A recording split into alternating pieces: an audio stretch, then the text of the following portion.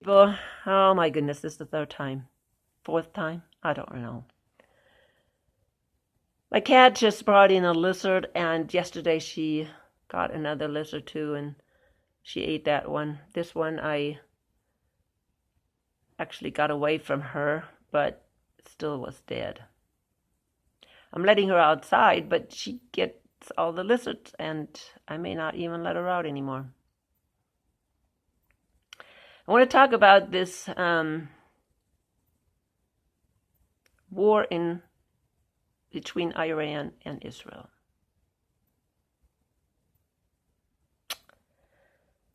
I'm getting the information, the hint, that this war between Israel and Iran is a holy war. At least that's what they say. Who says it?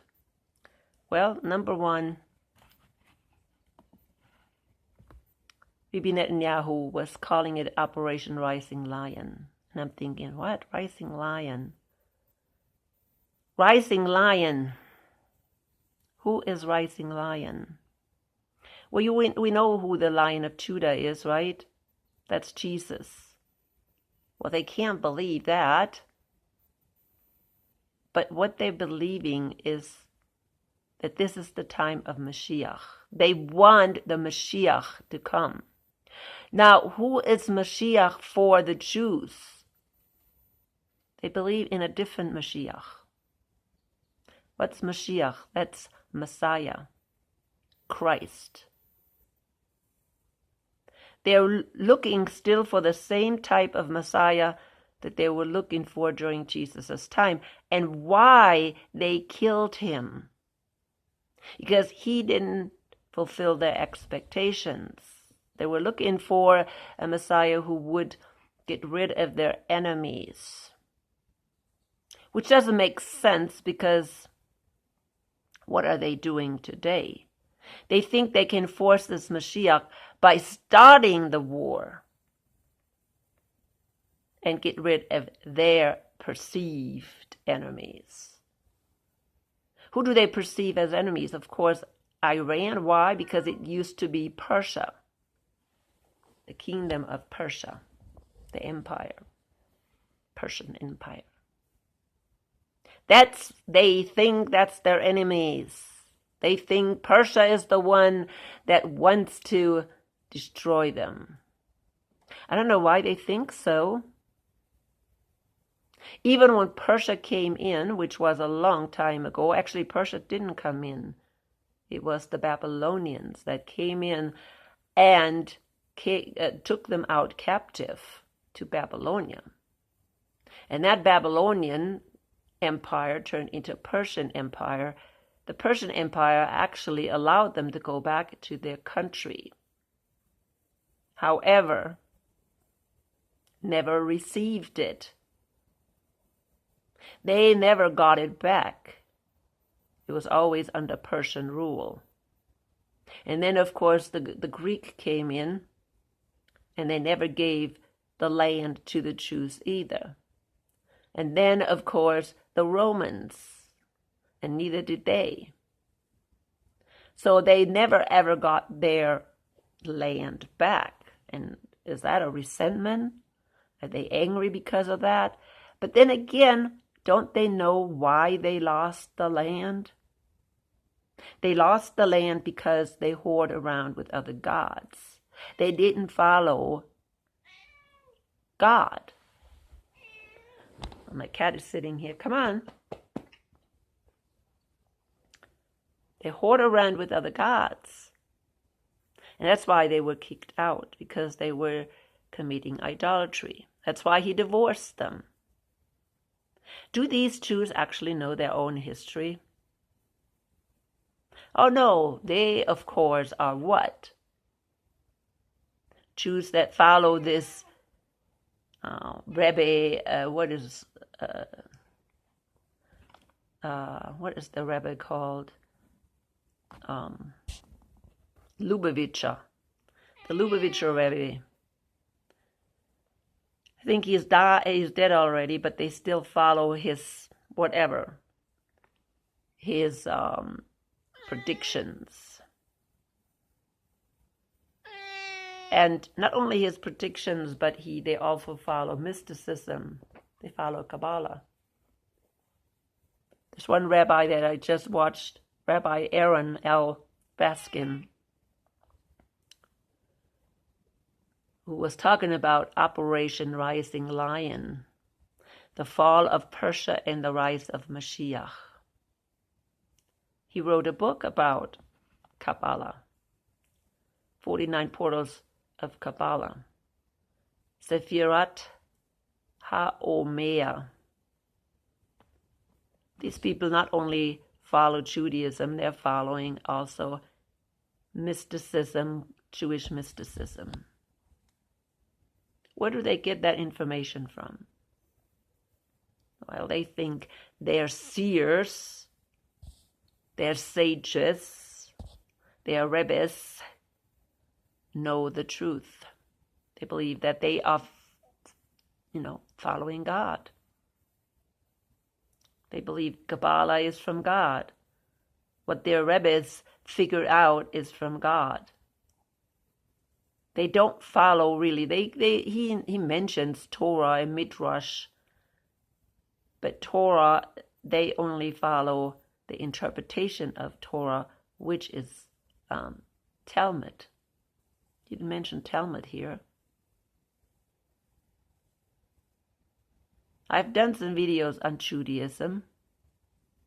Judaism doesn't really follow Torah.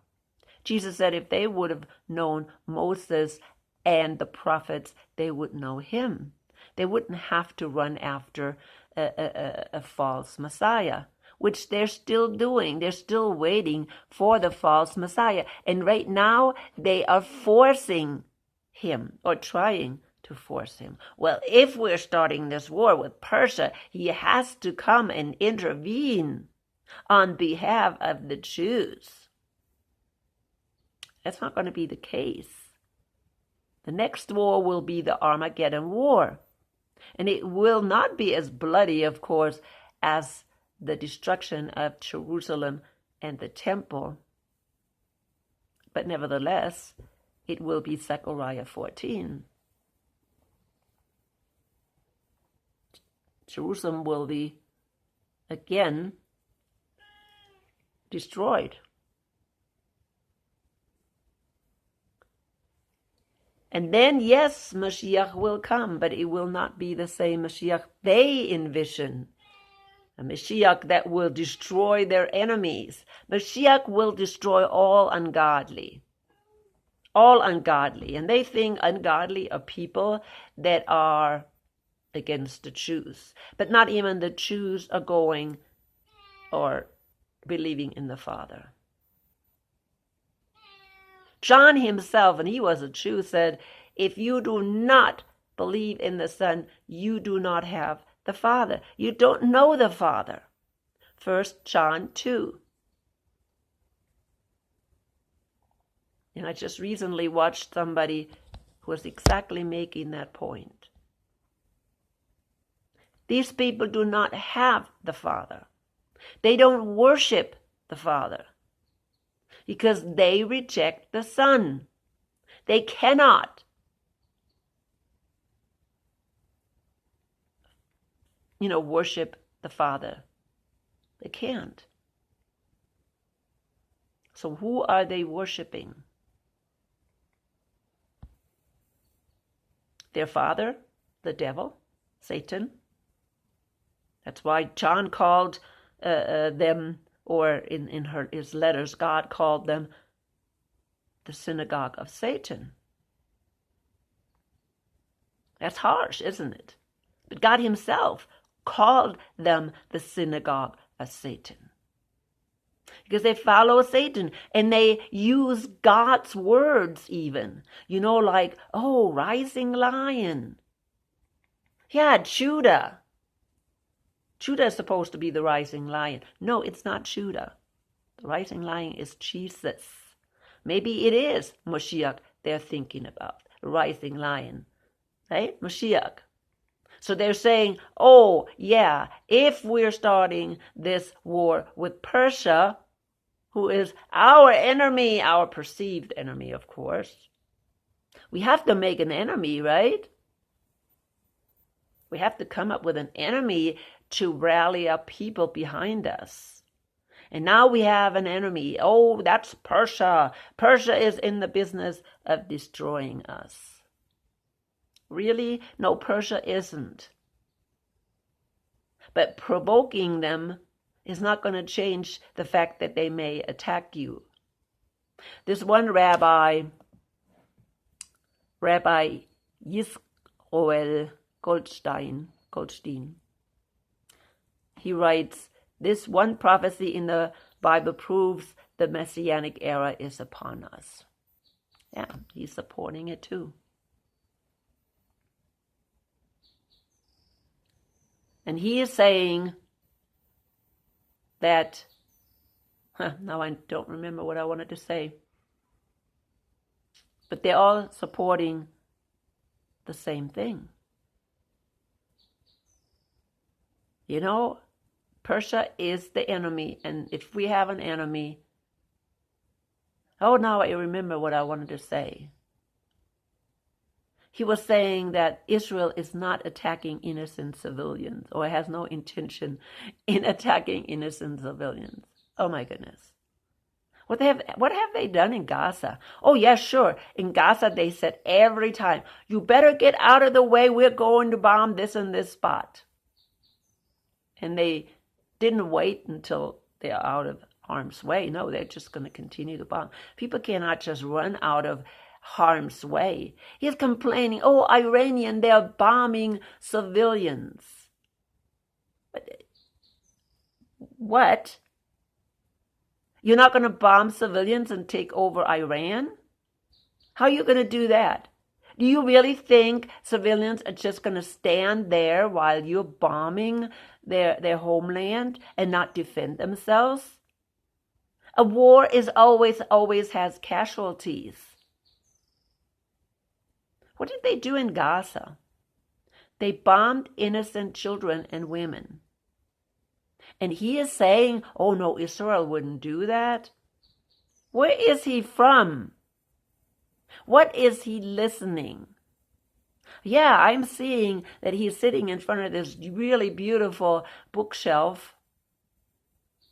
Very nice office. Probably in the United States, where he doesn't have to worry about being attacked and bombed. Yeah, he can say, oh, you do the dirty work over there. I want him over there, front line, rescuing those people that are being injured through the bombing raids.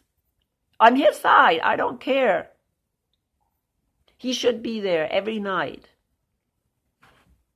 when Tel Aviv is bombed.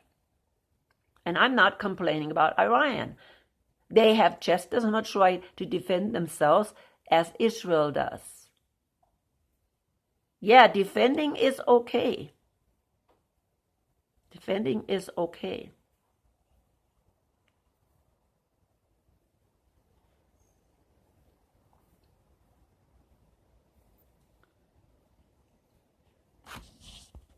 Yeah, this is really, really strange. I was wondering with this, Operation Rising Lion. But I also knew for years that Bibi Netanyahu is in connection with this Lubavitcher Rebbe. And he was really getting instructions from this Lubavitcher Rebbe. So really from this sect, should I call it sect? It's the biggest sect amongst the Jews. Yeah, there are sects, different sects. There's even one which is minor that is against Israel and the state of Israel. And they're saying, no, these people don't represent us. There's a lot of Jews that say that. No, Israel does not represent us. But this sect, Lubavitcher sect, they do that.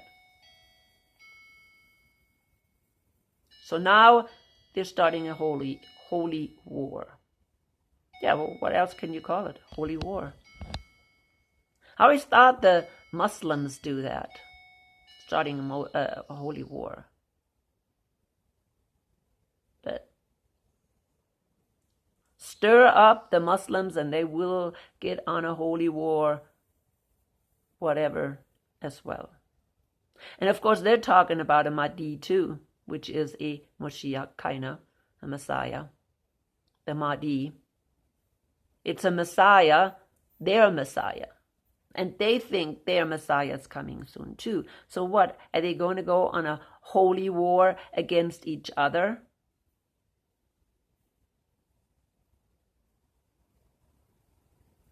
Just to force the hand of God?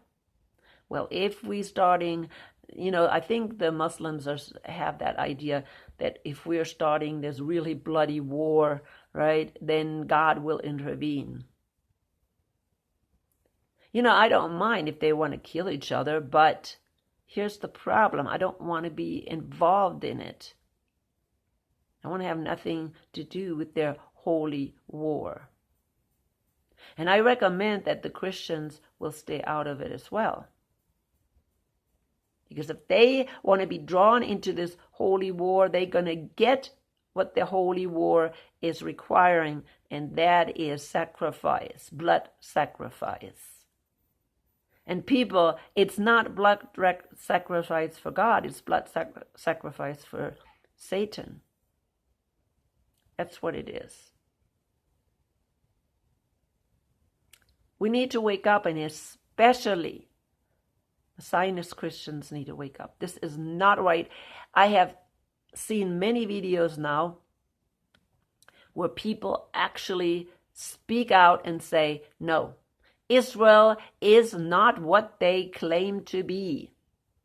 What do they claim? They claim to be the people of God and that God is going to protect them, and it's not the way it is. They have been lied to just like everybody else has been lied to. And there's people that are actually waking up and saying, no, that is not right. It's not biblical. They don't have the right to the land. If they'd have the right to the land, God would give it to them. And no, he has no interest in giving it to him. The next thing that will happen is that he will claim it himself. Jesus himself, the day of the Lord will come, and Jesus will claim his territory.